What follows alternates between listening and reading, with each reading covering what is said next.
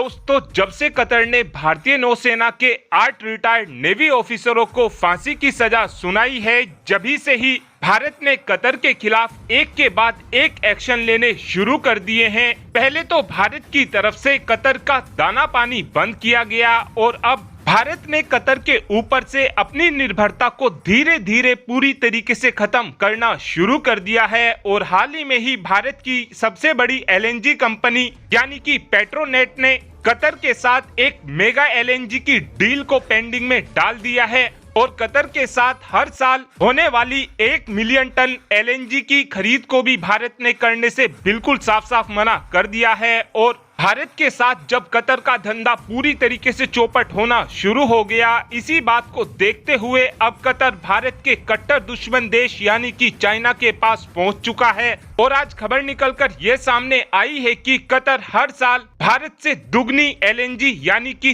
3 million ton LNG की supply China को आने वाले 27 सालों तक करने वाला है।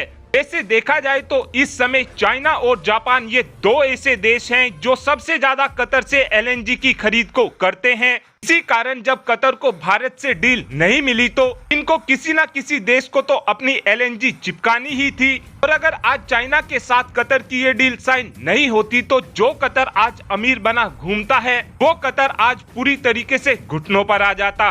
और जब से रशिया और यूक्रेन युद्ध शुरू हुआ है, जभी से ही कतर की एलएनजी की सेल बहुत ही ज्यादा बढ़ चुकी है, क्योंकि यूरोप के ज्यादातर देशों ने कतर से एलएनजी को खरीदा है। लेकिन जब से इजराइल और हमास का युद्ध शुरू हुआ है, जभी से ही सभी यूरोप के देशों ने देख लिया है कि कतर अपनी एलएनजी को लेकर किसी भी देश को धमकी दे सकता है। इसी बात को देखते हुए यूरोप के देशों ने अब कतर के ऊपर से अपनी निर्भरता को कम करना शुरू कर दिया है और यूरोप के देशों से अब अपनी एलएनजी की खरीद को ज्यादातर ऑस्ट्रेलिया जैसे देशों से किया जा रहा है। और भारत ने कतर के साथ एलएनजी की डील को इसलिए भी साइन नहीं किया है क्योंकि भारत भी ये बात जानता है कि आने वाले समय में भारत के साथ भी ऐसा ही हो सकता है और कतर की तरफ से भारत को भी धमकी दी जा सकती है। इसीलिए भारत ने अभी से कतर के ऊपर से अपनी एलएनजी की निर्भरता को पूरी तरीके से खत्म करना शुरू कर दिया है और अब भारत की तरफ से भी अपनी एलएनजी की खरीद को ऑस्ट्रेलिया से करने की बातचीत भी शुरू कर दी गई है।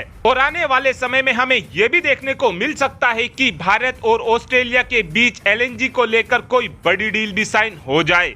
आपको क्या लगता है कि क्या हमको भविष्य में कतर से एलएनजी की खरीद करनी चाहिए, हाँ या फिर ना? इस बात का आंसर आप कमेंट बॉक्स में दे सकते हैं। Thanks for watching this video. Have a good day.